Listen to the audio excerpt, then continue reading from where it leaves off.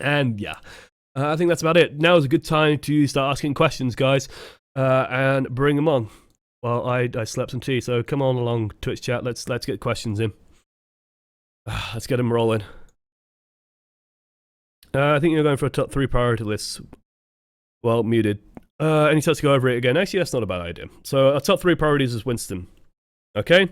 First things first, bubbling off sources of damage. It's no different than Reinhardt, okay? It's no different than Reinhardt. The bubble is there to block sources of damage. It's not as good as Reinhardt, but hey, you want to be thinking, where are the sources of damage? What can hurt me? Because you're a bit more individual, but also can I put this bubble somewhere strategic where it can block sources of damage? Remember, you don't actually have to put the bubble around your team or on top of your team either. Let's go back. Let's bring paint back. Because I fucking love paint. So let's say our team, let's make our team green.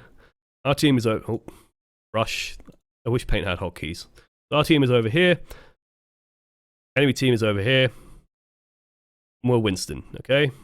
Like, we don't have to put our bubble like around a team like this. We don't have to put our bubble around the team like this. We could put it here. We could put it fucking here. We could put it anywhere and it will still block damage all the same. So we can, what that means is that we can jump forward.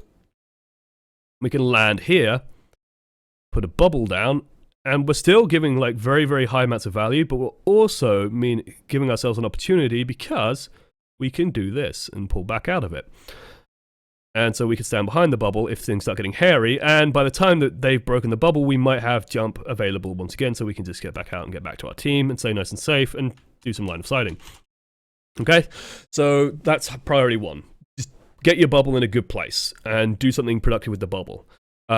Just stopping source of damage is very important. After that, find important targets and put pressure on those targets. Start putting kill pressure on them. So if they have an Ana, you definitely want to be dealing damage to the Ana. Just make sure you're not doing it at the expense where you're feeding the enemy team 500 free ultimate charge. This is the one thing with Winston that you've always got to be cognizant of, is that if you fuck up, you are feeding the enemy team ultimates like crazy. Okay, so be very, very aware with that. Same as Roadhog. If you are fucking up, you are feeding like crazy. So definitely be finding the priority targets. Put pressure on them, but then don't be afraid to back out. Understand your ability to kill things, and after that, yeah, just find ways to punish people with your ultimate.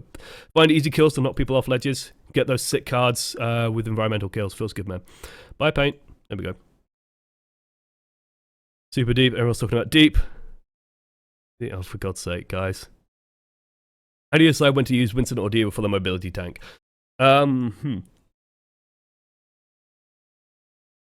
Basically, Winston is more reliable in his DPS, and in general, Winston is better against AoE targets. I'd say Winston is just better overall at the moment. D.Va's very, very weak, just because there's a lot of ways to get around her, and the bubble, like, defense matrix is good, but it's not quite as good as the bubble in terms of stopping damage, like, in terms of strategic placement of preventing damage sources. In general, you want to pick Winston when there are targets that are important to kill. Also, Winston's just very good in dive comps. He's very, very bursty.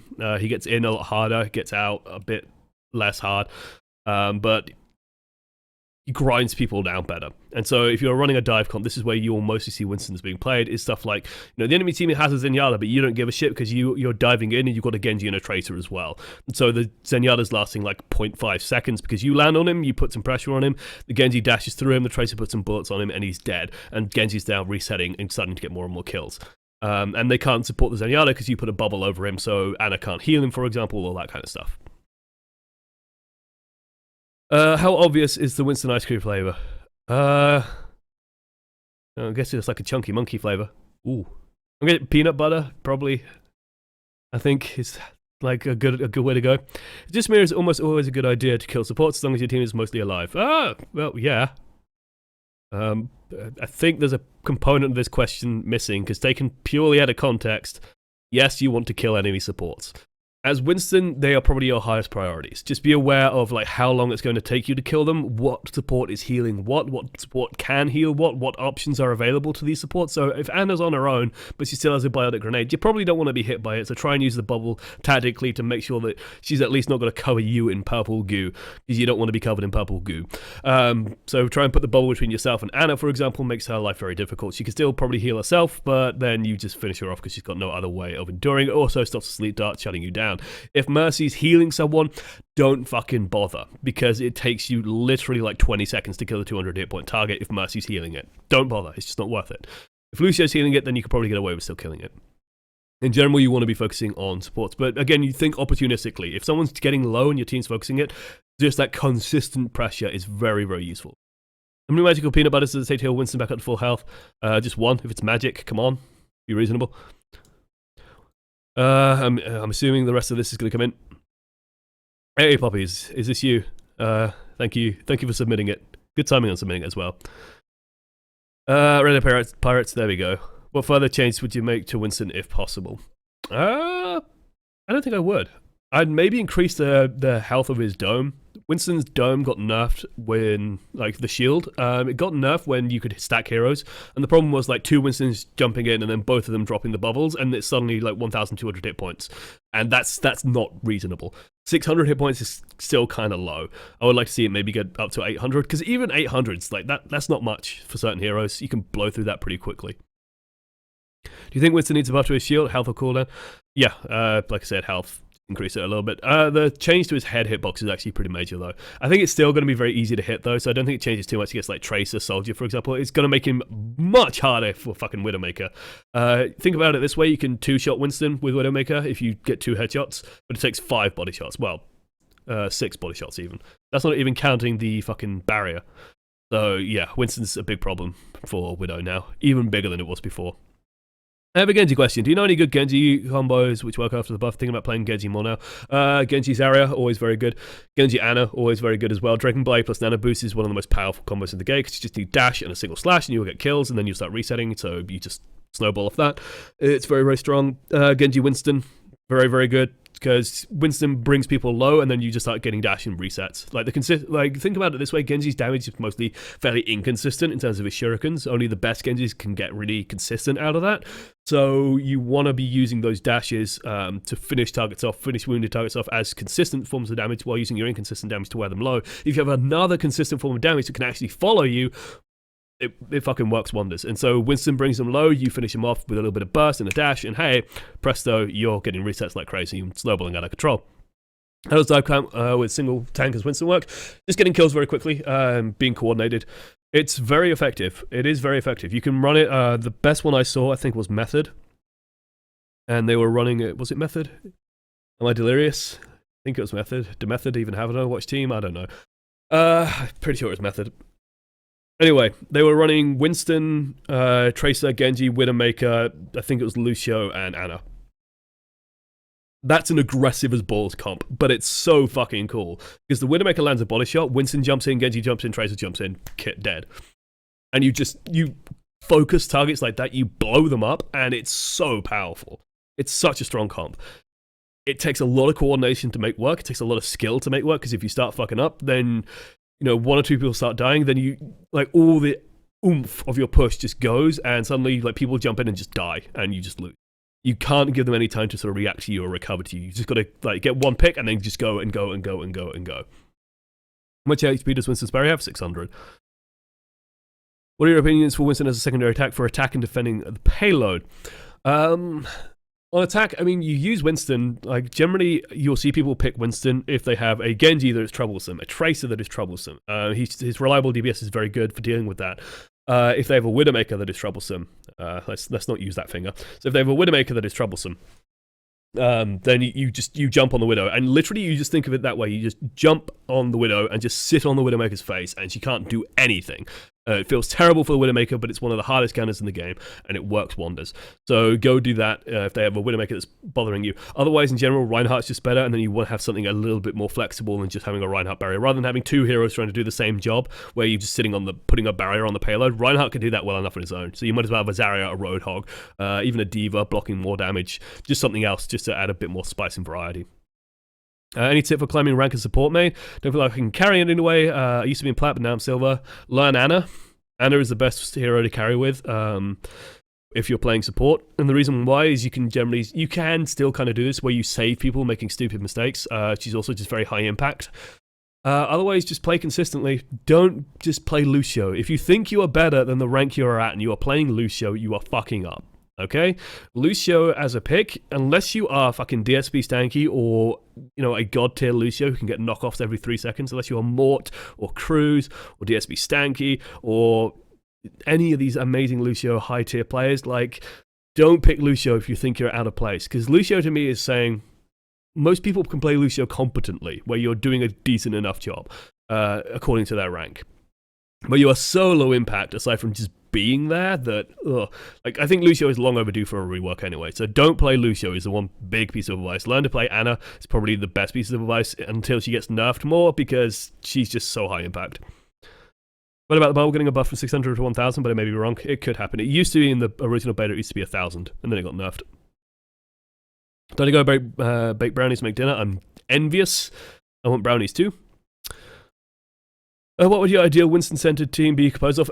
Just the dive comp that I've suggested before. My ideal one is that Widowmaker comp. I love that Widowmaker comp so much. So Widow, Tracer, Genji, Winston. Then you just run like Lucio, Ana, or you can run like Ana, Zen, for example, and just blow people up. That's so cool. Talked a bit about Junkrat. I wanted to know, what does it take for him to be a bit more of an acceptable pick? People always tend to look down on him like every kill is pure luck. Part of it is because every kill almost, it's not pure luck, it's just, it's not easy. Whoa! Howdy. Don't have much time to watch the stream anymore. Glad to see you are still doing well. That, I believe, is Fuckstorm, who always appears as anonymous. But thank you, Fuckstorm, if wherever you are. Thank you for supporting me for 9 months, Jesus Christ. Enjoy your fancy badge as well. I've got the new badges going, so that should be pretty cool. 9 months? Holy shit, thank you. Thanks for sticking with us. Let's see. Questions. If the other team has a Roadhog and a Reaper and you can't do anything to their backline as Winston, what tank would you switch to? Probably Zarya. I would swap to Zarya. If they're running Roadhog or Reaper, get the fuck off Winston. Like, unless they have like a Widowmaker as well, then you ignore the Roadhog and Reaper and you just sit on the Widowmaker and make sure Widowmaker can't do shit. But if they're running Roadhog Reaper, they want you gone. So you just swap to Zarya and you just bubble people that they're trying to kill, and they can't do anything. So yeah, Zarya. Will Winston be playable after the Bastion changes? I think so. Like, Winston's getting a minor buff, and I don't think the Bastion change affects Winston that much. Like, honestly, it's a buff for Winston against Bastion, because you can't headshot anymore. He'll still tear you a new anus, but Bastion doesn't really affect what you're doing. You don't want to be focusing the Bastion anyway, you want to be ignoring the Bastion, or you just want to be making the Bastion's life difficult and occupying attention while the rest of your team can just drill him down. Like, just drop a bubble on him and then kill him. Not fingering the Widowmaker? Never. Never. Yeah, it's Fuckstorm. I knew it was Fuckstorm. I remember you, Fuckstorm. Let's see. Mercy's also been pretty good to go up the ranks. Yeah. Mercy, you can do more on Ana is the thing, is what I'd say. Or the hype. That was Fuckstorm? Yeah. You guys can literally see me scrolling down slowly. For me, Lucio's the hero I pick in a 6-stack when we want to be aggressive, and Ana, DPS area is taken, so big speed boost.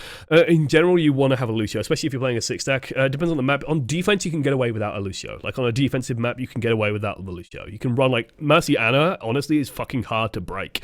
Really hard to break. So you can get away without a Lucio on defense, but on offense, you generally want one anyway. So, like, to me, he's too easy. I'd like to have more ways to distinguish people, skilled Lucio players. I'd like to see more ways of doing that. And DSB Stanky can do it, but he's like a fucking god among men. What do you think I could do to climb ranks? I've been stuck on this level for some time. He said you're a Zenyatta main. If you get good with Zenyatta, then...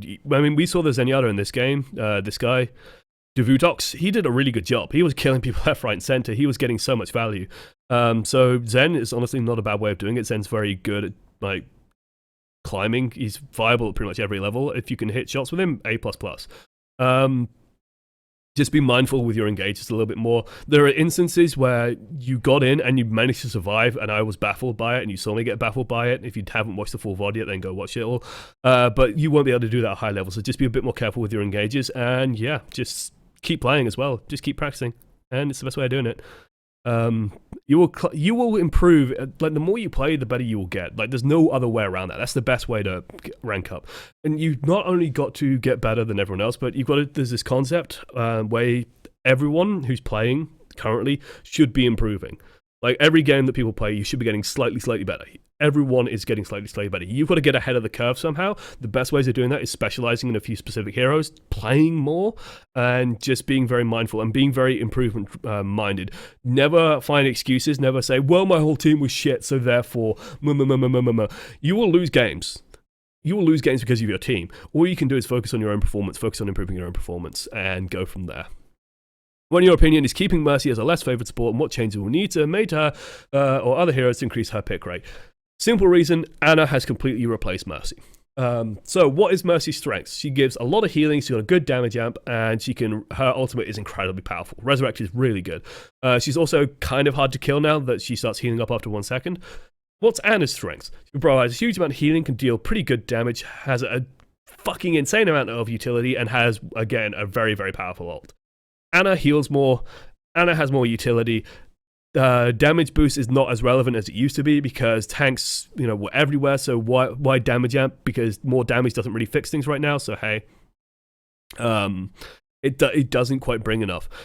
The problem with Mercy right now is Ana just does what Mercy does but better. And that's the big issue. We used to have it where Mercy gave 50% damage amp. That was too strong. She could basically, the game became like a game of one shots where you would have heroes getting damage amp, and especially with Soldier now, 50% damage boost consistently would just be too strong. What Mercy needs, I don't know. I don't know if they're going to give her another ability. I think the change on the PTR right now is actually a really, really good buff because it means that you're no longer like sacrificing people with res. You're no longer like running in as Mercy while you're rezzing and then just dying. You are rezzing and you get 2 seconds of immortality yourself, so generally everyone just survives. It's actually a really big change. In general, I just think people shit on Mercy a bit too much, though. I think that Mercy's still pretty good. It's just that, like, if you can play Ana and Mercy to the same level, you will never pick Mercy. And then on offense, you need the Lucio. Ryan... I play Lucio when I want to control what our team is doing. As Lucio, you have a lot of control over the ebb and flow of the team, so a good push will always start with a speed boost. Like, a good push will always have a speed boost, and as Lucio, you want, like, the way that I make Lucio fun for myself is I start doing call-outs and I start I take control of the team, because I don't need to think about shooting, I don't need to think too much about my positioning, I just need to kind of be with the team and healing people. Like, I don't need all my brain powers to play Lucio well. So then I just focus on, like, okay, what we're doing as a whole, what's our plan for the next engagement, how we're going to do it, let's regroup, let's group on me, okay, speed, 3, 2, 1, let's go, got Sand Barrier available for the next fight, Graviton is ready, let's use these ults in the next fight, and you use it to take control of the team. And you use it to influence pushing in and pushing out. Like, that's how you try and make Lucio fun, but I really need it. I mean, I really need to see Lucio get a rework, I think. He's not fun. Like, Lucio, I joke and call it bitch work, but kind of is. Otherwise, I think that's about it, so no more questions. What do you think about Nanobe's Bastion armor? He looks like he's going to be god. There's a cap on it now, 70%, but it's still pretty fucking scary. I think New Bastion is scary. New Bastion is very scary. So, thank you for watching to the end. If you want to send footage... let's see. I disagree about not playing Lucio at your level. If you want to play Lucio, you need to coordinate.